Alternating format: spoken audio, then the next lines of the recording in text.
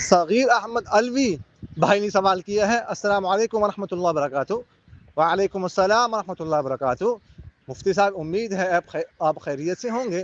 آپ سے ایک مسئلہ پوچھنا ہے کہ تسبیح تراویح کا کیا حکم ہے، اور یہ تسبیح تراویح پڑھنا فرض ہے یا واجب ہے یا سنت مستحب ہے، اور یہ جو تراویح تسبیح ہم پڑھتے ہیں تو یہ ثابت بھی ہے مستند حوالے سے یا نہیں. تسبیح تراویح یعنی 4 تراویح کے بعد یہ جو دعا پڑھی جاتی ہے سبحان ذی الملک والملکوت وغیرہ ذالک آگے، تو یہ ایک بات تو یہ ہے کہ یہ دعا قرآن و حدیث سے ثابت نہیں ہے. فقہاء نے مختلف روایت کے الفاظ کو جمع کر کے اس کو مرتب کیا ہے. ٹھیک ہے، اس کو پڑھنا فرض واجب وغیرہ نہیں ہے. ٹھیک ہے، ہاں یہ بات ہے کہ احناف کے ہاں